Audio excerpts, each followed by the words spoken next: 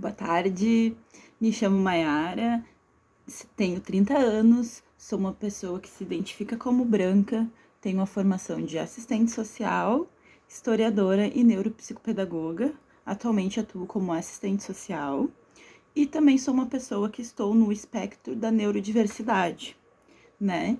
Então, justamente por toda essa trajetória, eu queria trazer, assim, né, para vocês alguns aspectos sobre a inclusão, a equidade, né, e os benefícios e as interfaces, né, da inclusão de pessoas com autismo em um ambiente de trabalho. A ideia é sensibilizar e trazer algumas perspectivas, assim, né? Quando a gente fala sobre o autismo, ou TEA, né, enquanto sigla do transtorno do espectro autista, a gente tem, de modo geral, uma imagem de pessoas com limitações muito grandes, né? Principalmente quando a gente vai conviver com crianças com um nível de suporte grande, que hoje em dia o transtorno se divide, né, medicamente em nível de suporte 1, 2 e 3. Ou seja, não é o quanto a pessoa consegue fazer ou não, é o quanto de suporte ela precisa para algumas atividades, né? A gente entende que dentro desse espectro de neurodiversidade ou neurodivergência, ou seja, a diversidade neurobiológica, né, das pessoas, onde cada um aprende de um jeito, cada um tem um desenvolvimento, né? Dentro desse espectro, a gente vai ter outras questões de diagnóstico, né? Deficiência intelectual, N questões que depois, no final, eu posso trazer um pouquinho mais, assim.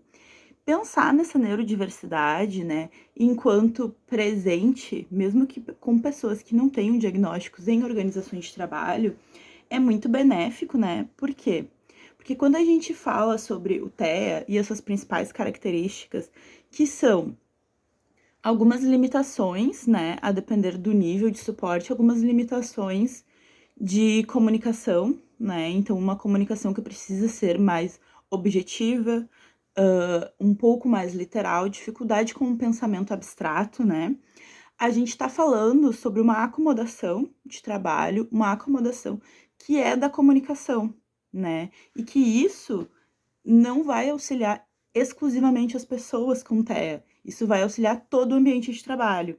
Então, ter pessoas com um diagnóstico de TEA no ambiente de trabalho, ele vai trazer esse aspecto de melhoria e ganho para todos os funcionários, né, todos os colaboradores de um espaço. Essa dificuldade de comunicação e interação social vai fazer com que toda a equipe perceba novos modos de comunicar, num sentido de comunicar objetivamente. Pensando em um exemplo assim do cotidiano, muitas vezes a gente tem dificuldade de verbalizar, obviamente, eu preciso de ajuda nessa atividade, eu preciso que você me ajude nessa atividade. Com pessoas autistas, esse tipo de solicitação é bem direta, precisa ser direta. Se você só falar, nossa, tô sobrecarregado, pois é, não sei o quê, é muito provável, não tem como a gente ser taxativo, né? Mas é muito provável que a pessoa não vai entender ou oferecer ajuda. E não por uma questão que ela não está se importando, é por uma questão que ela tem dificuldade de ler essas pistas sociais, né? Então, além disso, também tem algumas questões do TEA, que são interesses específicos, e de processamento sensorial. Muitas vezes esses interesses específicos, que podem ser ou não hiperfocos, eles vão estar condicionados, né, e vão estar alinhados com o trabalho. E isso acaba sendo muito interessante com pessoas que têm um nível menor de suporte, porque elas vão se organizar e ter uma boa trajetória no trabalho, justamente porque elas estão dedicando boa parte da sua atenção para esse processo. Então a gente vê que tem resultados muito significativos, né? E claro que pode ter parte, né, de uma equipe que diga, nossa, mas ela vai tão bem, essa pessoa vai tão bem que ela não é autista. E daí justamente vai dessa parte da gestão de sensibilizar, né? Então, pensar nessa singularidade de um transtorno do espectro autista e como proporcionar, né, diferentes modos de inclusão e de sensibilização com uma equipe, assim.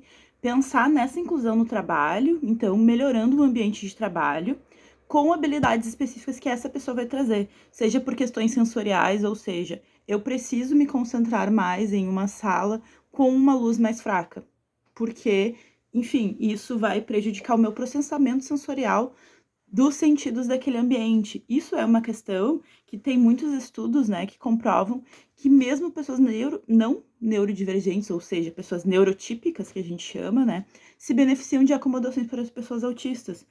Também ter espaços, né, onde essa pessoa que está com alguma frustração sensorial possa se regular, um canto de aconchego, uma coisa assim, isso é muito significativo também. A gente vê que diferentes empresas já fazem isso, né?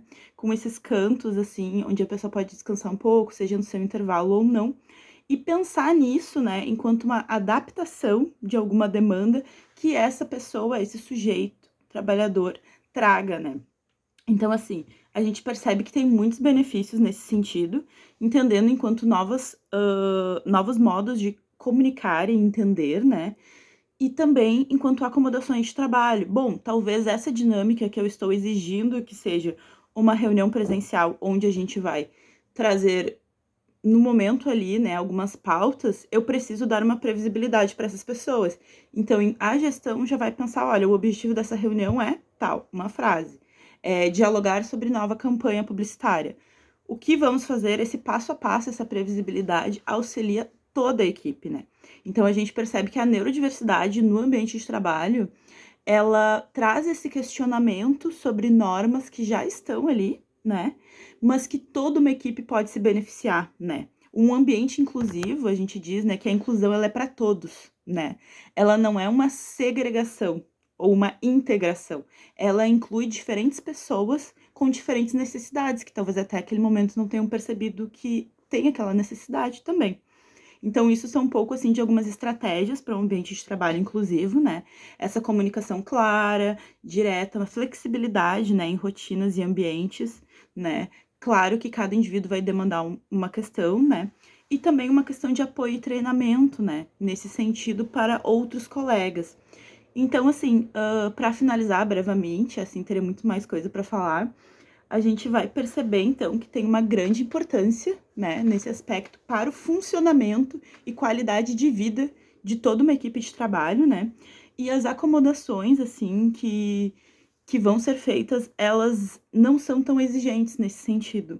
Vai depender de cada caso, mas são acomodações de resolução fácil, certo? E elas provavelmente vão trazer um ganho a longo prazo muito significativo para toda uma equipe, né? Isso também vai do encontro de promover um ambiente de trabalho que seja inclusivo e respeitoso. Isso também se alinha muito, né, com políticas nacionais que a gente tem, né? Inclusive a legislação da Berenice Piana, o Estatuto da Pessoa com Deficiência, que mostram justamente o ganho enquanto sociedade que a gente tem promovendo esse tipo de espaço, né? Enfim, resumidamente, com o tempo é isso. Abraço.